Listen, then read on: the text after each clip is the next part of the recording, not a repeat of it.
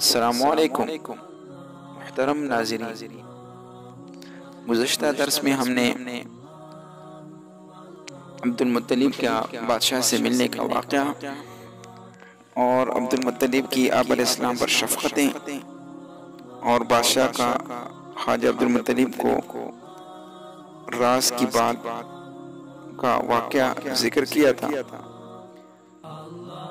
اسی تسلسل کو ہم آگے چلاتے ہیں۔ جب آپ علیہ السلام کی عمر 8 سال کی ہو گئی تو عبد المطلب کا انتقال ہو گیا۔ اسی طرح ایک عظیم سرپرست کا ساتھ چھوٹ گیا۔ عبد المطلب کی وفات کے وقت جو عمر تھی وہ 95 سال تھی۔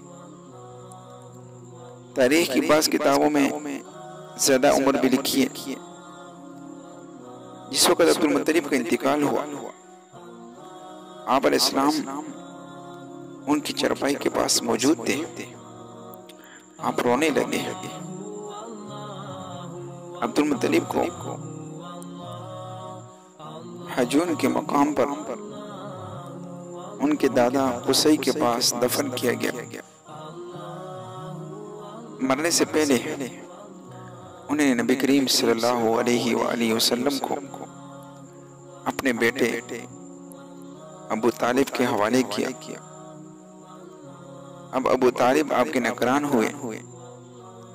ابو طالب نے بھی آپ سے بے تحاشا محبت کی اور ابو طالب کے بھائی عباس اور زبیر بھی آپ کو بہت خیال رکھتے تھے۔ پھر زبیر بھی انتقال کر گئے تو آپ کی نگرانی آپ کے چچا ابو طالب ہی کرتے رہے۔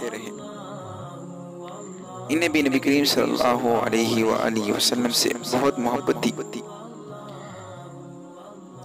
جب انہوں نے آپ کی برکات دیکھی، جب انہوں نے آپ کے معجزے دیکھے تو ان کی محبت میں اور اضافہ ہو گیا۔ خواجہ ابو طالب مالی اعتبار سے کمزور تھے۔ 2 وقت سارے گرانوں کو پیٹ بھر کر کھانا نہیں ملتا تھا، لیکن جب نبی کریم صلی اللہ علیہ وآلہ وسلم ان کے ساتھ کھاتے تو تھوڑا کھانا بھی ان سب کے لیے کافی ہو جاتا۔ سبحان اللہ، سب کے پیٹ بھر جاتے۔ اس لیے جب دوپہر یا رات کے کھانے کا وقت ہوتا اور سب دسترخوان پر بیٹھتے تو ابو طالب ان سے کہتے، ابھی کھانا شروع نہ کرو، میرا بیٹا آ جائے پھر شروع کرنا۔ پھر آپ تشریف لے آتے اور ان کے ساتھ بیٹھ جاتے۔ آپ کی برکت اس طرح ظاہر ہوتی کہ سب کے سب سیر ہو جانے کے بعد بھی کھانا بچ جاتا۔ اگر دودھ ہوتا تو پہلے نبی کریم صلی اللہ علیہ وسلم کو پینے کے لیے دیا جاتا، پھر ابو طالب کے بیٹے پیتے، یہاں تک کہ ایک ہی پیالے سے سب کے سب دودھ پی لیتے، خوب سیر ہو جاتے اور دودھ پھر بھی بچ جاتا۔ ابو طالب کے لیے ایک تکیہ رکھا رہتا تھا، وہ اسے ٹیک لگا کر بیٹھتے تھے۔ رسول اللہ صلی اللہ علیہ وآلہ وسلم تشریف لاتے تو ابو طالب تو آپ علیہ السلام سیدھے اس تکیے کے ساتھ بیٹھ جاتے۔ یہ دیکھ کر ابو طالب کہتے، میرے بیٹے کو اپنے بلند مرتبے کا احساس ہے۔ ایک بار مکہ میں قحط پڑ گیا، بارش بالکل نہ ہوئی۔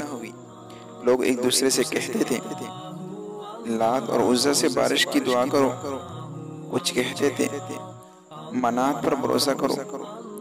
اس دوران ایک بوڑھے نے کہا، تم حق اور سچائی سے بھاگ رہے ہو، تم میں ابراہیم علیہ السلام اور اسماعیل علیہ السلام کی نشانی موجود ہے، تم اسے چھوڑ کر غلط راستے پر کیوں جا رہے ہو؟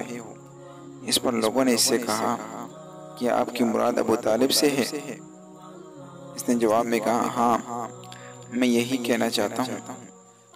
اب سب لوگ ابو طالب کے گھر کی طرف چلے۔ وہاں پہنچ کر انہیں دروازے پر دستک دی تو ایک خوبصورت آدمی باہر آیا۔ اس نے تہبند لپیٹ رکھا تھا۔ سب لوگ اس کی طرف بڑھے اور بولے، اے ابو طالب، وادی میں قحط پڑا ہے، بچے بھوکے مر رہے ہیں، اس لیے آؤ اور ہمارے لیے بارش کی دعا کرو۔ چنانچہ ابو طالب باہر آئے، ان کے ساتھ رسول اللہ صلی اللہ علیہ وسلم بھی تھے۔ آپ ایسے لگ رہے تھے جیسے اندھیرے میں سورج نکل آیا ہو۔ سبحان اللہ۔ ابو طالب کے ساتھ اور بھی بچے تھے، لیکن انہوں نے آپ ہی کا بازو پکڑا ہوا تھا۔ اس کے بعد ابو طالب نے آپ کی انگلی پکڑ کر کعبہ کا طواف کیا۔ یہ طواف کر رہے تھے اور دوسرے لوگ آسمان کی طرف نظر اٹھا اٹھا کر دیکھ رہے تھے، جہاں بادل کا ایک بھی ٹکڑا نہیں تھا۔ لیکن پھر اچانک ہر طرف سے بادل گر گر کر آنے لگے۔ اس قدر زوردار بارش ہوئی کہ شہر اور جنگل سیراب ہو گئے۔ ابو طالب ایک بار ذی المجاز کے میلے میں گئے۔ یہ جگہ عرفات سے تقریباً 8 کلومیٹر دور ہے۔ ان کے ساتھ رسول اللہ صلی اللہ علیہ وسلم بھی تھے۔ ایسے میں ابو طالب کو پیاس محسوس ہوئی۔ انہوں نے آپ سے کہا، بھتیجے مجھے پیاس لگی ہے۔ یہ بات انہوں نے اس لیے نہیں کہی تھی کہ آپ کے پاس پانی تھا، بلکہ اپنی بے چینی ظاہر کرنے کے لیے کہی تھی۔ چچے کی آواز سن کر آپ فوراً سواری سے اتر آئے اور بولے، چچا جان آپ کو پیاس لگی ہے؟ انہوں نے کہا، ہاں بھتیجے پیاس لگی ہے۔ یہ سنتے ہی آپ نے ایک پتھر پر اپنا پاؤں مارا۔ جو ہی آپ نے پتھر پر پاؤں مارا، اس کے نیچے سے صاف اور عمدہ پانی پھوٹ نکلا۔ انہوں نے ایسا پانی پہلے کبھی نہیں پیا، خوب سیر ہو کر پیا۔ پھر انہوں نے پوچھا، بھتیجے کیا آپ سیر ہو چکے؟ نبی کریم صلی اللہ علیہ وآلہ وسلم نے فرمایا، ہاں۔ آپ نے اسی جگہ اپنی ایڑی پھر ماری اور وہ جگہ دوبارہ ایسی خشک ہو گئی جیسی پہلے تھی۔ سبحان اللہ۔ محترم سامعین، حضور نبی کریم صلی اللہ علیہ وآلہ وسلم چند سال اپنے دوسرے چچا زبیر بن عبد المطلب کے ساتھ بھی رہے تھے۔ اس زمانے میں ایک مرتبہ حضور صلی اللہ علیہ وسلم اپنے ان چچا کے ساتھ ایک قافلے میں یمن تشریف لے گئے۔ راستے میں ایک وادی سے گزر ہوا۔ اس وادی میں ایک سرکش اونٹ رہتا تھا، گزرنے والوں کا راستہ روک لیتا تھا، مگر جو ہی اس نے نبی کریم صلی اللہ علیہ وآلہ وسلم کو دیکھا تو فوراً بیٹھ گیا اور زمین سے اپنے چھاتی رگڑنے لگا۔ آپ اپنے اونٹ سے اتر کر اس پر سوار ہو گئے۔ اب وہ اونٹ آپ کو لے کر چلا، وادی کے پار تک لے گیا۔ اس کے بعد آپ نے اس اونٹ کو چھوڑ دیا۔ یہ قافلہ جب سفر سے واپس لوٹا تو ایک ایسی وادی سے اس کا گزر ہوا جو طوفانی پانی سے بھری ہوئی تھی۔ پانی موجیں مار رہا تھا۔ یہ دیکھ کر آپ نے قافلے والوں سے فرمایا، میرے پیچھے پیچھے آؤ۔ پھر آپ اطمینان سے وادی میں داخل ہو گئے۔ باقی لوگ بھی آپ کے پیچھے تھے۔ اللہ تعالیٰ نے اپنے قدرت سے پانی خشک کر دیا اور آپ پورے قافلے کو لیے پار ہو گئے۔ قافلہ مکہ پہنچا تو لوگوں نے حیرتناک واقعات بیان کیے۔ لوگ سن کر بول اٹھے، اس لڑکے کی تو کچھ شان ہی نرالی ہے۔ سبحان اللہ۔ محترم سامعین، ابن ہشام لکھتے ہیں، بنو لہب کا ایک شخص بہت بڑا قیافہ شناس تھا، یعنی لوگوں کی شکل و صورت دیکھ کر ان کے حالات اور مستقبل کے بارے میں اندازے لگایا کرتا تھا۔ مکہ آیا تو لوگ اپنے بچوں کو اس کے پاس لاتے، وہ انہیں دیکھ دیکھ کر ان کے بارے میں بتاتا تھا۔ ایک بار یہ آیا تو ابو طالب آپ علیہ السلام کو اس کے پاس لے گئے، اور اس وقت ابھی آپ نو عمر لڑکے ہی تھے۔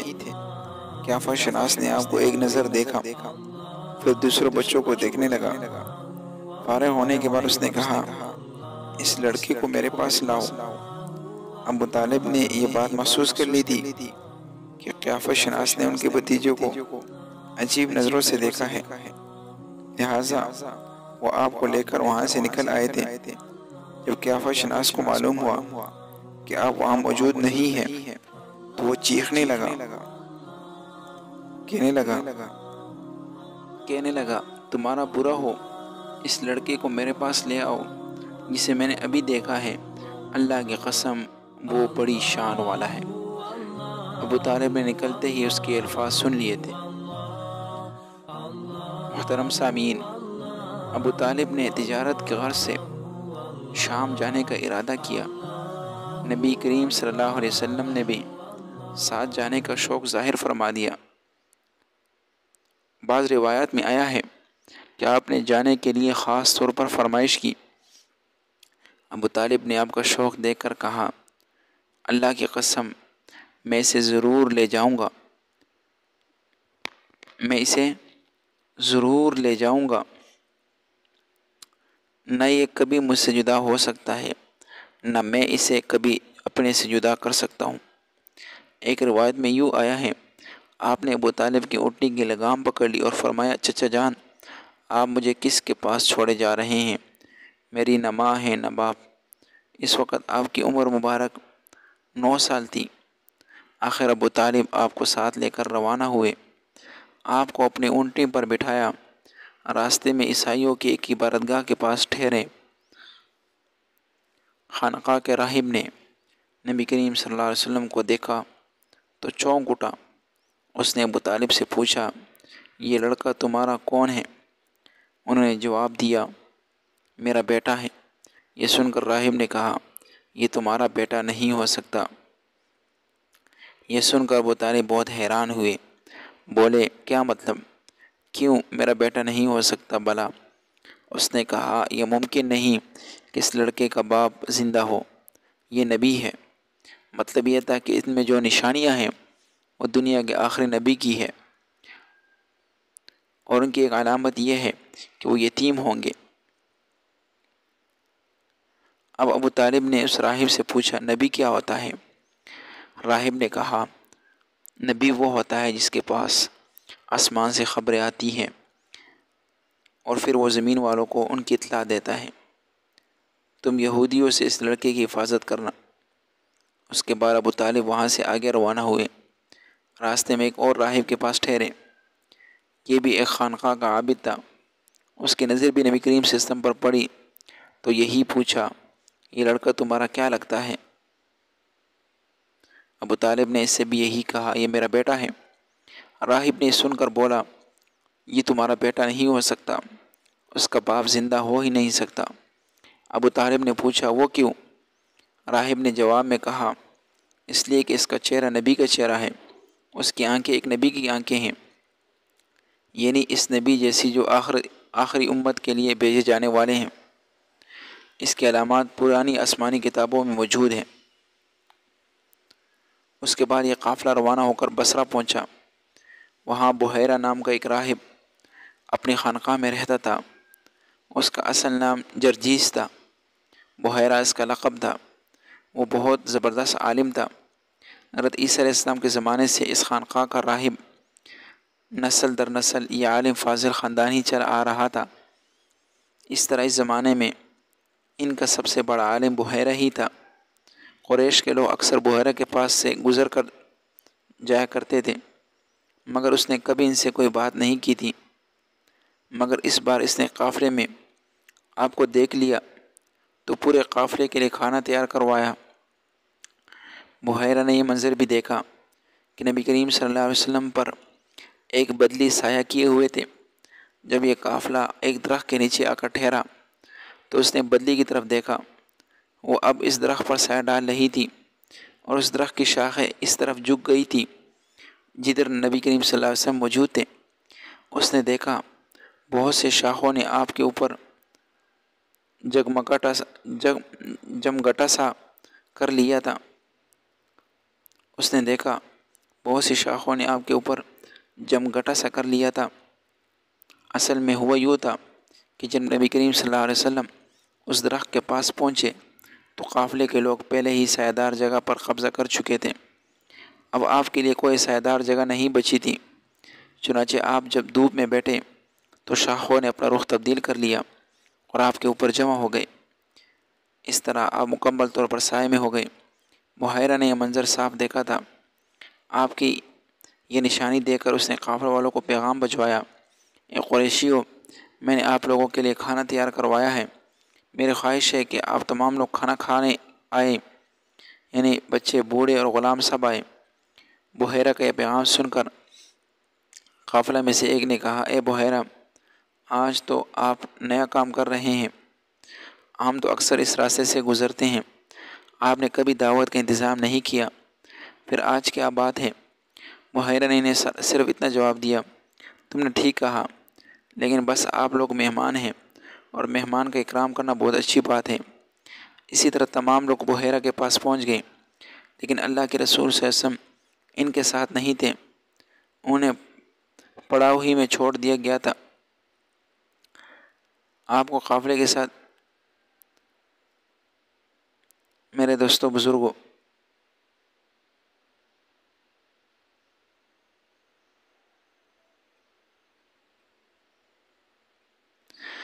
محترم سامعین، آپ کو قافلہ کے ساتھ اس لیے نہیں لے جایا گیا تھا کہ آپ کم عمر تھے۔ آپ وہیں درخت کے نیچے بیٹھ گئے۔ ادھر بحیرہ نے لوگوں کو دیکھا اور ان میں سے کسی میں اسے وہ صفت نظر نہ آئی جو آخری نبی کے بارے میں اسے معلوم تھی، نہ ان میں سے کسی پر وہ بدلی نظر آئی، بلکہ اس نے عجیب بات دیکھی کہ وہ بدلی وہی پڑاؤ کی جگہ پر ہی رہ گئی تھی۔ اس کا صاف مطلب یہ تھا، بدلی وہی ہے جہاں اللہ کے رسول ہے۔ تب اس نے کہا، اے قریش کے لوگوں، میری دعوت سے آپ میں سے کوئی بھی پیچھے نہیں رہنا چاہیے۔ اس پر قریش نے کہا، اے بحیرہ، جن لوگوں کے آپ اس دعوت میں لانا ضروری تھا، ان میں سے تو کوئی رہا نہیں، ہاں ایک لڑکا رہ گیا ہے جو سب سے کم عمر ہے۔ بحیرہ بولا، تب پھر مہربانی فرما کر اسے بھی بلا لیں۔ یہ کس قدر بری بات ہے کہ آپ سب آئے اور ان میں سے ایک رہ جائے، اور میں نے اسے آپ لوگوں کے ساتھ دیکھا تھا۔ تب ایک شخص گیا اور آپ کو ساتھ لے کر بحیرہ کی طرف روانہ ہوا۔ اس وقت وہ بدلی آپ کے ساتھ ساتھ چلی اور تمام راستے میں اس نے آپ پر سایہ کیے رکھا۔ بحیرہ نے یہ منظر صاف دیکھا، وہ اب آپ کو اور زیادہ غور سے دیکھ رہا تھا اور آپ کے جسم مبارک میں وہ علامات تلاش کر رہا تھا جو ان کی کتابوں میں درج ہیں۔ جب لوگ کھانا کھا چکے اور ادھر ادھر ہو گئے، تب بحیرہ آپ کے پاس آیا اور بولا، میں لات اور عزیٰ کے نام پر آپ سے چند باتیں پوچھتا ہوں، جو میں پوچھوں آپ مجھے بتائیں۔